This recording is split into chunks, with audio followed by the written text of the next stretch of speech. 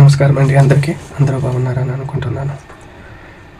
మనం ప్రతిసారి మాట్లాడుకునే టాపిక్కే హైందవ జాతి మరియు హిందూ జాతి, సనాతన ధర్మము, మన దేవుళ్ళు, మన సంప్రదాయాల గురించి. టాపిక్లోకి వెళ్ళే ముందు దయచేసి నేను చేసే వీడియోలు వర్త్ఫుల్ అనిపిస్తే కనుక, మీకు యూజ్ అవుతాయి అనుకుంటే కనుక షేర్ చేయండి, లైక్ చేయండి, సబ్స్క్రైబ్ చేయండి.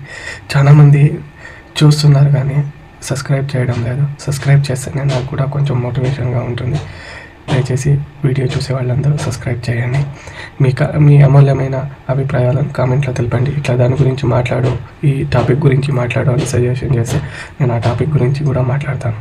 లేదు మీ చుట్టుపక్కల ఉన్న దేవాలయాలు కానీ మీ సంప్రదాయాల గురించి కానీ మాట్లాడమంటే కనుక నేను మాట్లాడతాను. థ్యాంక్ యూ అండి. ఏమి అంటే కనుక కొంతమంది కొంతకాలంగా ఒక తప్పుడు ప్రచారాన్ని అయితే చేస్తున్నారు. ఎందుకు చేస్తున్నారు అనేది తెలియదు. మన హిందువులు కూడాను చేస్తున్నారు, అటు కొంతమంది వేరే అన్య మతస్థులు కూడా చేస్తున్నారు. ఏమి అంటే కదా, దేవునికి, మా దేవునికి, ముఖ్యంగా వేరే దేవుళ్ళ గురించి నాకు తెలియదు. మా దేవుడు, నేను పూజించే దేవుడు, నా దేవుడు, మా హిందూ దేవుడు. ఓకే, ఒక గుర్తింపు లేదు అంటే కనుక చరిత్ర లేదు, ఆధారాలు లేదు అని అంటున్నారు. కాదండి, అది తప్పు. నా దగ్గర ప్రూఫ్ ఉంది, ప్రతి హిందువు దగ్గర ప్రూఫ్ ఉంది. ప్రతి హిందువు ఎవరైతే గుడికి వెళ్తారో ప్రతి ఒక్కరి దగ్గర కూడా ప్రూఫ్ ఉంటుంది. మీరు కావాల్సింటే కనుక్కోండి, చూడండి. ఈసారి దేవస్థానానికి వెళ్ళినప్పుడు అక్కడ పూజారులను అడగండి, పంతులను అడగండి, వాళ్ళు క్లియర్ కట్గా చెప్తారు, ఎక్స్ప్లెయిన్ చేస్తారు. ప్రతి ఒక్క హిందువుకి ఒక గోత్రనామం అనేది ఉంటుంది. ఆ గోత్రనామ ప్రకారమే అతని వంశవృక్షము, చరిత్ర అనేది తెలుస్తుంది. ఆ గోత్రనామాల ప్రకారమే వారి ఇంటి పెద్దోళ్ళు కానీ ఆ వంశంలో తొలుత వచ్చిన వారేమి, ఆ తొలుత వారు ఎక్కడి నుంచి వచ్చినారు ఏమి, ఆ తర్వాత వాళ్ళ చరిత్ర ఏమిటి, వంశ పారంపర్యం ఏమిటి అనేవన్నీ కూడా తెలుస్తాయి. ఇది నిన్నామన్నా వచ్చింది కాదు. ఎప్పుడైతే హిందూ జాతి, హైందవ జాతి, సనాతన ధర్మం అనేది మొదలైందో అప్పటి నుంచి కూడా వస్తూ ఉంటుంది. ఈ పద్ధతి ఎందుకు పెట్టినారు అంటే, ఇట్లాంటి కొంతమంది దృష్టులు, దౌర్భాగ్యులు వచ్చి మన హిందుత్వాన్ని ప్రశ్నిస్తారు. ప్రశ్నించినప్పుడు సమాధానం చెప్పేంత కేపబిలిటీ మన దగ్గర ఉండాలన్న ఒకే ఒక కారణంతోనే ఈ సంప్రదాయాలన్నీ పెట్టినారు. ఎందుకంటే మన హిందుత్వాన్ని మర్చిపోతామో అప్పుడు దాన్ని గుర్తు చేస్తూ నువ్వు హైందవ జాతిలో ఉన్నావు అని గుర్తు చేసుకునే ఒక విషయమే గోత్రనామాలు. ప్రతి ఒక్కరికి గోత్రనామం ఉంటుంది. అది బ్రాహ్మిన్స్ అయినా, లేదంటే వైశ్యాస్ అయినా, క్షత్రియులైనా, లేదంటే కన్నా ప్రతి వాళ్ళైనా, ఎవరైనా సరే హిందువు అన్న ప్రతి ఒక్కరికి గోత్రనామం ఉంటుంది. గోత్రనామం లేనటువంటి వాడు ఎవరు ఉండడు. అలాగే మన హిందుత్వంలో కూడా దేవునికి కూడా గోత్రనామం ఉంటుంది. ఇది నేను చెప్పడం కాదు, మనకు వచ్చిన పురాణాలు, గ్రంథాలు, ఇతిహాసాలు దీనిలో వివరిస్తూ ఒక్కొక్క మహర్షి, ఒక్కొక్క ఋషులు, సప్త ఋషులు అని వాళ్ళు వివరిస్తూ వచ్చారు. అలాగే మీకు ఒక ఉదాహరణ ఇస్తాను. మీ ఉదాహరణ తీసుకుంటే కనుక అప్పుడు ఇమీడియట్గా మీకు తెలిసిపోతుంది. ఏమి అంటే కనుక, మీరు ఎప్పుడైనా దేవాలయాలలో ఈ కళ్యాణోత్సవానికి పాల్గొన్నారా?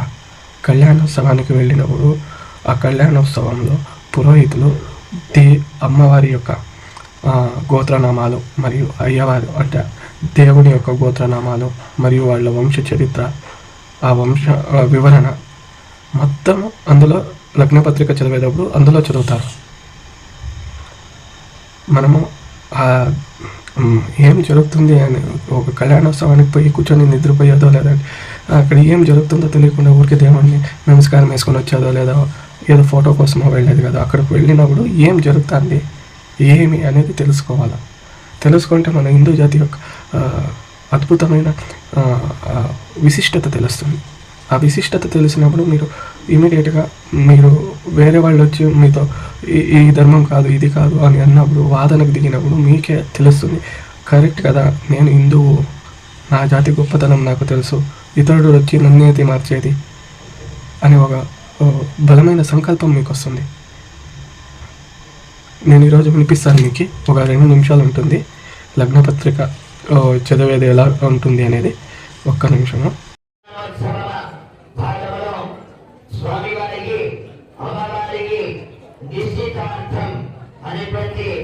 కార్యక్రమం ప్రారంభమైనటువంటిది జరుగుతుంది. నిశ్చితార్థంలో అమ్మవారి తరపున ఉన్నటువంటి సప్తరుషులు అందరూ కూడా స్వామివారి తరపునటువంటి ఋషులు అడుగుతారు, అయ్యా స్వామివారి ఎవరు, స్వామివారి యొక్క గోత్రమేమి, స్వామివారి యొక్క తండ్రి తాత ముత్తాత ఏ గోత్రములో ఏ నక్షత్రములో ఏ విధంగా స్వామివారు ఆవిర్భావన అనేటువంటిది జరిగింది అని విషయాన్ని లగ్నపత్రిక నిశ్చితార్థం ఉదాహరణ ఇంట్లో ఒక వివాహం జరిగితే వడ పూజ అనేటువంటి కార్యక్రమం జరుగుతుంది. ఆ పెళ్లి కుమారుడైనటువంటి ఇక్కడ శ్రీనివాస పరమాత్మునికి రత్నమైన మరి ఒకటో ఆభరణమైనటువంటి నానా రకమైనటువంటి ఆభరణాలు, జాతి చంపక మాలిక కూడా హారమైనటువంటి పుష్పాలతో స్వామివారిని అలంకరించి దేదీప్యమానంగా సింహాసనం పైన స్వామివారిని ఆసీనమైన తర్వాత నిశ్చితార్థంలో ఇప్పుడు స్వామివారి గోత్రవర్ణనం, అమ్మవారి యొక్క గోత్రవర్ణనం వరాన్వేషణ అనేటువంటి కైంకర్యం ప్రారంభమవుతుంది. అస్య శ్రీ భగవతా దేవదేవోత్తమస్య దేవతా సార్వభౌమస్య శ్రీమదఖిలాండకోటి బ్రహ్మాండ నాయకస్య సిద్ధ్య విద్యా గరుడగంధర్వకైకీయ కిన్నరాది మహాచరితస్య వైకుంఠనాయకస్య అనంత చతుస్సాగర పర్యంతం గో బ్రాహ్మణేభ్యః శుభం భవతు. అనంత వేద సాగరాధ్యాయినే అచ్యుత బ్రహ్మణే ఆదినారాయణ దేవ భరణ్యో అభిమానయ యథావల పంజారే ప్రవాన్ విలా అచ్యుత గోత్రోద్భవస్య నవద్రవంతరాల సత్వగల అర్పగదష్టస్థితం మారుద్రూపామానుగ్రహాఖ్య పంచీకృత సంపన్నస్య నిష్కల స్వరూపస్య నిరంజనస్య ఆదినారాయణ పరమాసుదేవ ధర్మణో భక్త్రే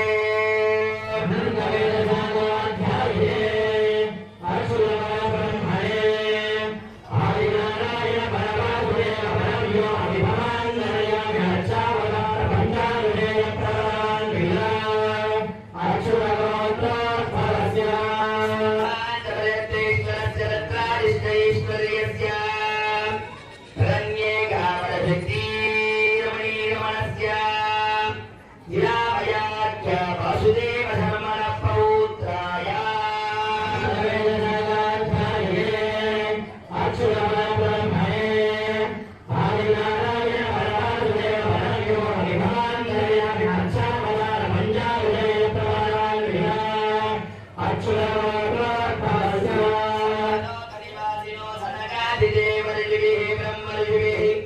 ఉపాస్యమానస్య సరస్వతీ రమణీ రమణస్య విరామయాఖ్య ప్రద్యుమ్న ధర్మణ పుత్రాయ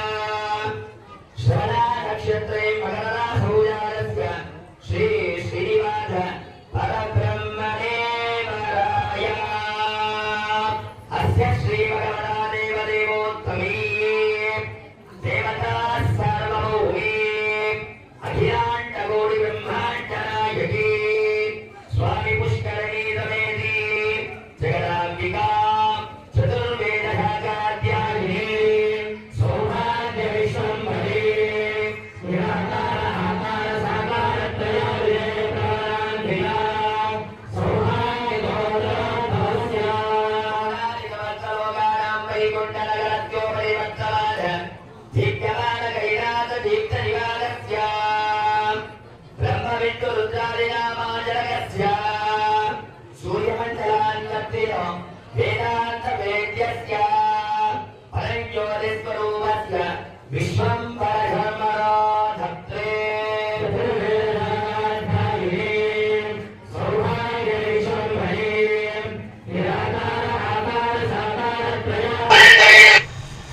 విన్నారు కదా, ఇంతకిన్న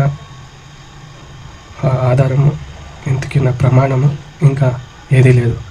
ఎవరైనా సరే వచ్చి నీ దేవుని పుట్టపూర్వత్రాలు లేదా నీ దేవుని వంశం ఏది అంటే కన్నా ఒక్కటే చెప్పండి. ఏ కళ్యాణోత్సవం తీసుకున్నా ఆ కళ్యాణంలో గోత్రనామాల పఠనం ఉంటుంది. 100% మీరు చూసుకొనవచ్చు. అది శ్రీనివాసుని కళ్యాణంలో ఒకటే ఉండదు, శివుని కళ్యాణంలో కూడా ఉంటుంది. పార్వతి అమ్మవారు శివుడు కళ్యాణంలో కూడాను గోత్రపఠనం చదువుతారు. ప్రతి ఒక్క దాంట్లోనూ ఉంటుంది. కాబట్టి ఇలాంటి ఒక హిందూ సంస్కృతిని మనం కాపాడుకోవడమే కాకుండా మనలాంటి ఎంతోమందికి ఆదర్శంగా నిలవాలి. అంతే తప్పితే మనమే మన హిందుత్వాన్ని, మన దేవుడిని కించపరుస్తూ ఏదో సాధించేసిన, దయచేసి ఇలాంటి డిబేట్లు లేదంటే ఇలాంటి ఒక హిందుత్వాన్ని కించపరిచే ఒక కార్యక్రమాలని నిలిపేయండి. అంతేకాదు వేరే అన్య మతాల ప్రచార వ్యక్తులను కూడా మీరు కొంచెం నిలవారించండి. ఎందుకంటే కన్నా మీరు చేస్తారనేది మీ కడుపు కోటి కోసమో లేదా మీ ధనార్జనకు చేస్తున్నారు. కానీ రేపొద్దున్నే అది మన సమాజం మీద, మన హిందుత్వం మీద, మన హైందవ జాతి మీద ఎంత దుష్పరిమాణం చూపిస్తుంది అనేది మీరు గ్రహించలేకపోతున్నారు. దయచేసి ఇలాంటి ఒక చర్యను అందరూ కలిసికట్టుగా ఎదుర్కోవాలి. అంతేకాకుండా ఇంకొక విషయం నేను చెప్పాలనుకుంటున్నాను. వేరే మతాలను నేను కించపరచాలని కాదు, కానీ నా మతం వరకు నేను ఇప్పటివరకు నా వీడియోస్లో ఎక్కడ అన్య మతం అని వాడతానే కానీ మతాన్ని స్పెసిఫై చేయను. ఎందుకంటే వాళ్ళ దేవుడు వాళ్ళ ఇష్టం. నా దేవుడి గురించి మాత్రమే నేను మాట్లాడుతాను. ఎందుకు మాట్లాడుతున్నానంటే నాకే నా దేవుని గురించి తెలుసు. నేను నా దేవుని గురించి మాట్లాడే హక్కు ఉంది. ఎందుకంటే మా తాతల దగ్గర నుంచి, మా నాన్న దగ్గర నుంచి, మా అవ్వల దగ్గర నుంచి, మా అమ్మ దగ్గర నుంచి నాకే ఆ దేవుని విషయాలు తెలుపబడ్డాయి. అలాగే మా ఇంట్లో జరిగే పూజలు కానీ దాని గురించి తెలిసింది కాబట్టి నేను మాట్లాడగలుగుతున్నాను. అదే వేరే దేవుళ్ళ గురించి, వేరే మతాల గురించి నేను మాట్లాడలేను. ఎందుకంటే దానికి తెలియదు. నాకు తెలియకున్నప్పుడు నేను వాళ్ళని అవమానపరచలేను, లేదంటే ప్రశ్నించలేను. అట్లని నేను ఊరికేనో కూర్చోలేను. ఎందుకంటే కానీ నా దేవుని గురించి ఎవరైనా ప్రశ్నించినప్పుడు ఆ ప్రశ్నకు సమాధానం నాకు తెలిసింది అన్నప్పుడు నేను చెప్తాను. ఎందుకంటే కానీ మీకిన్న మా సంప్రదాయం 10,000 రెట్లు పెద్దది, మీకిన్న మా హిందూ ధర్మము 10,000 రెట్లు మెరుగైనది. మీ సాక్ష్యాల కన్నా మీ దగ్గర ఉన్నటువంటి మీ గ్రంథాలు, పాఠ్యపుస్తకాలు కింద మావి 1000 రెట్లు విలువైనవి. మీ దాని కింద సమాజ మార్పుకు, సమాజ ఉద్ధరణకు మా గ్రంథాలు కానీ, లేదంటే పాఠ్య పుస్తకాలు కానీ, లేదంటే రచనలు కానీ 1000 రెట్లు శ్రేయస్కరం.